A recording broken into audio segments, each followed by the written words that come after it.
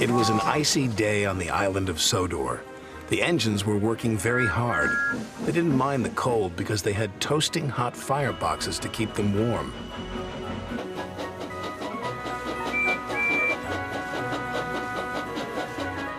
That evening, Sir Topham Hatt came to the sheds. "There's a big freeze coming tonight," he said. "James and Percy are to deliver extra coal to the stations." "Yes, sir," they said eagerly, and Sir Topham Hatt drove away. "You'd better hurry," teased Thomas, "or scary Jack Frost might get you." "Who's Jack Frost?" Percy whistled nervously. "Don't be so silly," sniffed James. "Jack Frost is not scary." "Yes, he is," teased Thomas. "He's all white with a big spiky face." "Rubbish," said James. James knew Jack Frost wasn't scary, but poor Percy wasn't so sure.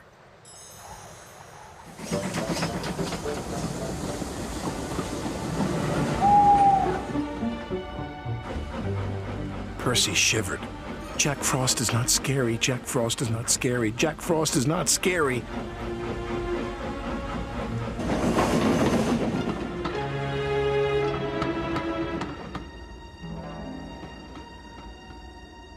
Meanwhile, James puffed along his route. "Silly Percy," he thought, "all steamed up over Jack Frost." Percy made his last delivery. The station master was very pleased to see him.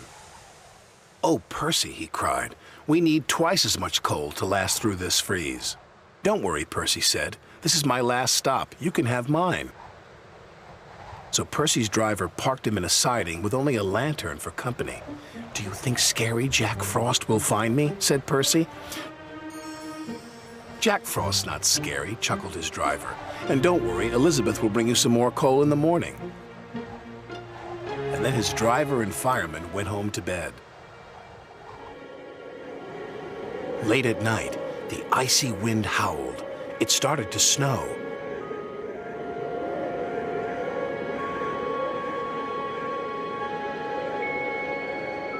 Soon Percy's face was so cold, an icicle hung from his nose.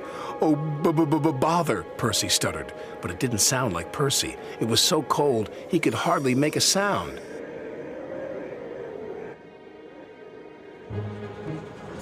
At last, James was on his way back to the sheds. In the fog, he saw shadows and strange and scary shapes. "Scary Jack Frost," he whispered nervously. "Pah!"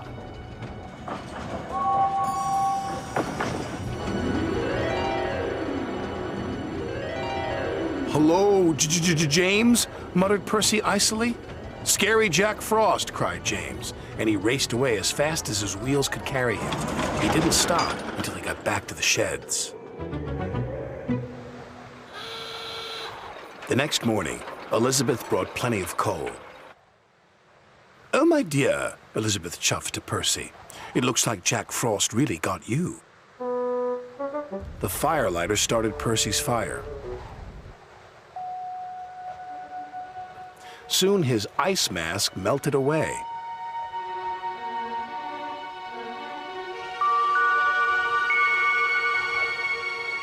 "So scary Jack Frost is only frost," tooted Percy happily, and soon he was as warm as toast.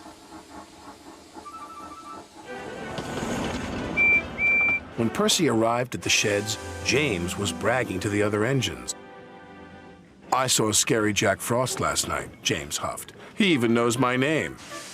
"He also knows that you ran away," teased Percy, and all the engines whistled, including James, but Percy's was the loudest whistle of all.